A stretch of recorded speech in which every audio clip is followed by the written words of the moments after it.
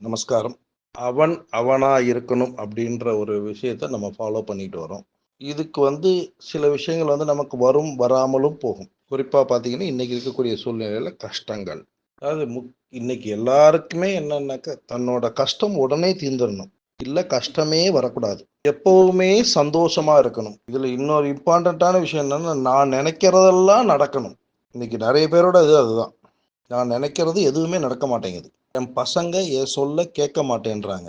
என் மனைவியோ அல்லது கணவனோ என் பேச்ச கேட்க மாட்டேன்றாங்க.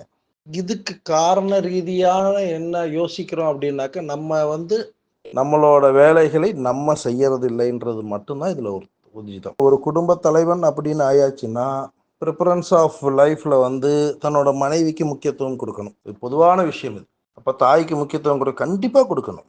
ஆனா, சில தாய்மார்கள் இதையும் புரிஞ்சுக்கணும். ஏன்னா, நம்ம வீட்டுக்கு வந்திருக்கக்கூடிய பெண் நம்மள நம்பி இத்தனை நாள் வாழ்ந்த குடும்பம், அதே ஸ்டேஜ்ல தான் அவங்க அம்மாவும் வந்திருப்பாங்க அன்னைக்கு. இதுல என்ன இன்னைக்கு வரலும் ஃபாலோ ஆயிட்டு இருக்கிற விஷயம் என்னன்னா, நான் இப்படி கஷ்டப்பட்டேன், அவ சுகப்படுறா. அதே மாதிரி தான் அங்க அம்மா பேச்ச அப்பா கேட்டிருப்பாரு. இங்க வந்ததுக்கப்புறம் நான் சொல்ற பேச்ச என் கணவர் கேட்கல. இது எல்லா இடத்துலயும் உண்டான விஷயம். இது என்னன்னா, அவங்களா இருக்கிறது இல்ல. இப்போ ஒரு ஆஃபீஸ்க்கு போறீங்க அப்படின்னாக்க, ஒருத்தரோட போஸ்டிங் அப்படின்னாக்க, அந்த போஸ்டிங்கை சரியா பார்க்குறோம் அப்படின்னாக்க அவங்களுக்கு தொந்தரவு இல்லை. அந்த போஸ்டிங் இல்லாம அவங்க அடுத்த வேலைகளை பார்க்கும்போது, முதல் விஷயம் இவங்க வேலை தடைபடும். 2வது விஷயம் யாருக்காக அந்த வேலை கொடுக்கப்பட்டதோ அவங்களால இவங்களுக்கு மன உளைச்சல் ஏற்படும். இந்த 2 விஷயம் இருக்கு. இதுக்கு காரணகர்த்தாவா இருக்கிறது என்னன்னா, தன்னோட வேலையை சரியா பார்க்காம இருக்கிறதுக்கு உண்டான காரணம். ஒரு சின்ன ஒரு கதை மூலியமா இதை சொல்லலான்னு பார்த்தீங்கன்னாக்கா, ஒரு ஒரு வெளிநாட்டுக்காரரு ரொம்ப வாழ்வித்தையில பயிற்சி பெற்றவர். எல்லாத்துலயுமே எதுல போனாலும் ஜெயிச்சுட்டு தான் வருவார் வாழ்வித்தையில. வீட்டில் உட்காந்துட்டு ஒரு இதுல ஏதோ பேப்பரோ இல்லை சம்திங் ஏதோ ஒன்று படிச்சுக்கிட்டு இருக்காரு. திடீர்னு ஒரு எலி அவர் முன்னாடி குதிச்சு ஓடுது. இவருக்கு உடனே டக்குன்னு கோவம் வந்துருச்சு. என்னடா இது எலி இல்லை ஓடுதுன்னு சொல்லிட்டு உடனே வாள் எடுத்தாரு. அந்த எலி எங்கெல்லாம் போகுதோ அந்த இடத்துல வாளை வச்சு அடிச்சாரு. அப்பவும் தப்பிச்சு தப்பிச்சு தப்பிச்சு போகுது. ஒரு குறிப்பிட்ட நேரத்துக்கு மேல அந்த வாளே உடஞ்சி போயிடுத்து. அவரால் எலி அடிக்க முடியல. சோர்ந்து போய் உட்காந்துறாரு. அவங்க மனைவி உள்ள வராங்க. இன்னைக்கு கணவன் சோர்ந்து உட்காந்துருக்கிறத பார்த்துட்டு அவங்க சொல்றாங்க, என்ன சோர்ந்து உட்காந்துருக்கீங்க அப்படின்றாங்க. இல்ல, நம்ம வீட்டில் நான் அது மாதிரி உட்காந்து படிச்சுக்கிட்டு இருந்தேன். ஒரு எலி ஓடித்து. நான் வாள் எடுத்துட்டு போய் அந்த வாளில் அடிக்கணும்னு யோசிக்கிறேன். என்னால் அதை அடிக்க முடியல. என் வாளே உடஞ்சி போயிடுது. எவ்வளவோ ஜெயிச்சிருக்கிறேன், என்னால் இதை அடிக்க முடியலையே அப்படின்னு சொல்றாரு. அவங்க மனைவி பெருசா சிரிக்கிறாங்க. இப்போ இவருக்கு ஒன்று தோணுது, ஏன் நம்மளை கிண்டல் பண்ணி சிரிக்கிறாங்க அப்படின்ற மனோபாவம் அவருக்கு தோணுது. மனைவிட்ட கேட்குறாரு, ஏன் இப்படி நான் சொன்னது இப்படி பெருசாக சிரிக்கிற, என்ன ஆச்சு அப்படின்றாரு. இதுக்கு போய் யாராவது வாள் வச்சு அடிப்பாங்களா? பூனையை கொண்டு வந்து விடுங்க, சரியா போயிடும் அப்படின்றாங்க. உடனே இவர் அங்கே எல்லாம் வெளியில் உடனே கிளம்பி போயிட்டு வெளியில் தேடி பிடிச்சி ஒரு ஹைஜீனிக்கான ஒரு பூனையை கொண்டு வர்றார். அந்த பூனை எலியை பார்க்குது. எலியை பார்த்து அதை துரத்திக்கிட்டு ஓடுது. அதாலையும் பிடிக்க முடியல. அதுக்கிட்டே டபாச்சிட்டு போகுது எலி. அது சோர்ந்து போயிடுது. அந்த ஒரு ராஜாவோட அரண்மனைக்கு போகிறார். அங்கே போயிட்டு விஷயத்த சொல்லி அங்கேருந்து, ஏன்னா இவருக்கு அங்கே இன்ஃப்ளூயன்ஸ் இருக்குது. ஏன்னா நல்ல வாழ்வித்தையில் பயிற்சி பெற்றவர், முதல்ல எல்லாத்துலேயுமே பதக்கங்கள் வாங்குறவர், ஃபர்ஸ்ட்டில் வர்றதுனால அவருக்கு அங்கே இன்ஃப்ளூயன்ஸ் இருக்குது. போயிட்டு அங்கேருந்து ஒரு நல்ல ஒரு பூனையை கொண்டு வர்றார். கொண்டு அதையும் வீட்டில் விடுறார். அதுவும் எலியை பார்க்குது, துரத்திக்கிட்டு ஓடுது. அதாலையும் பிடிக்க முடியல. ஒரு 2 நாள் ஆச்சு, 3 நாள் ஆச்சு. அது என்னமோ பண்ணி பார்த்து அதால் பிடிக்க முடியல. சுத்தமாக எலி மட்டும் ரவுண்ட் அடிச்சுட்டே இருக்கு. இப்போ அவர் மனைவிகிட்ட போய் சொல்கிறார், இது மாதிரி நீ பூனையை கொண்டு வந்து விட சொன்னால் நான் அங்கேருந்து பூனையை கொண்டு வந்தேன், இங்கேருந்து பூனையை கொண்டு வந்தேன். மனைவி திரும்பவும் சிரிச்சுட்டு, இதுக்காக வேண்டி அங்கங்கே யாராவது தேடுவாங்களா? சும்மா ரோட்டில் அலையிற பூனையை ஒன்று கொண்டு வந்து விடுங்க, உடனே பிடிச்சிட்டோம் அப்படின்றாங்க.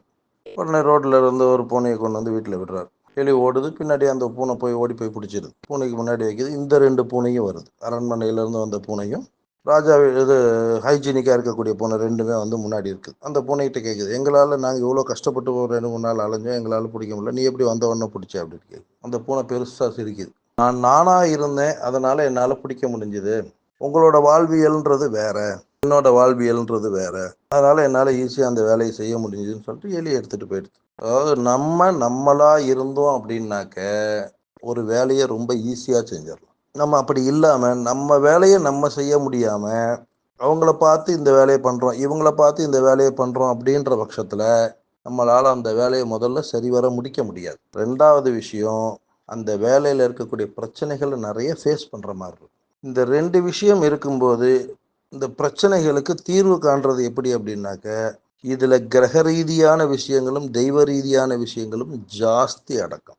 ஏன்னா சுற்றி சுற்றி அங்கே தான் நிற்கணும். நம்ம வேறு வழியே கிடையாது. நம்ம நிறைய பேர் பார்த்துருப்போம். ஒரு பால் மாதிரி இருக்கும். அதை சுற்றி விட்டோம்னா சுற்றிக்கிட்டே இருக்கும், திருப்பி வந்து நடுவில் நிற்கும். அது மாதிரி தான் நம்மளோட வாழ்க்கையும். எங்கே ஓடி ஓடி ஓடி எவ்வளோ தூரம் சுற்றுனீங்கனாலும் நிற்கிற இடம் நடுவில் இருக்கக்கூடிய தெய்வங்கள் தான். அந்த தெய்வங்களை எப்படி நம்ம அணுகணும் அப்படின்றது தான் ரொம்ப முக்கியம். ஏன்னா நமக்குன்னு ஒரு சில விஷயங்களை வந்து பெரியவங்க சொல்லிட்டு போயிருக்காங்க.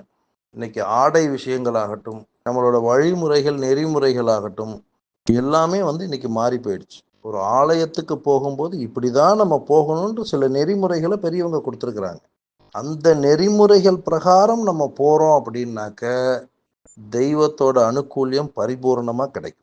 அது இல்லாம நம்ம வேற மாதிரி போகும்போது முதல் விஷயம், நம்ம இப்படி போனதுக்கு உண்டான ஒரு தோஷம், தெய்வ அனுகூல்யம் கிடைக்காது. ஏற்கனவே இருக்கக்கூடிய தோஷங்களோட இது ஒண்ணா ப்ளஸ் பண்ணிக்கிறோம். அதாவது எதுக்கோசரம் சில பெரியவங்க வந்து இந்த மாதிரி எல்லாம் இருக்கணும்னு சொன்னாங்கன்னா, அந்த வைப்ரேஷன் வந்து நமக்கு கிடைக்கும். அதாவது எதிர்கால சந்ததியருக்கு சரியான முறையில் அந்த தெய்வ ரீதியான அனுகூலியங்கள் போய் சேரணும் அப்படின்ற ஒரு நல்ல எண்ணத்துல தான் அந்த மாதிரி விஷயங்களை நமக்கு விட்டுட்டு போயிருக்காங்க. இந்த வானவியல் ஆன்மீகம் அப்படின்ற ஒரு விஷயம் வந்து எந்த அளவுக்கு உங்களுக்கு கொண்டு போய் சேர்க்க முடியுமோ அந்த அளவுக்கு உங்களுக்கு கொண்டு வந்து சேர்க்கணும். இதை கொஞ்சம் கொஞ்சமா பரிணாமமா எடுத்துட்டு போகணும். ஏன்னா இந்த இந்த ரெண்டு விஷயம் நமக்கு தெரிஞ்சதுன்னா, எது ஆதி எது அந்தம், இது ரெண்டும் நமக்கு தெரிஞ்சால் மட்டும்தான் இதுக்கு உள்ள போயிட்டு பண்ற விஷயங்கள் வந்து நமக்கு முழுசா புரியப்படும்.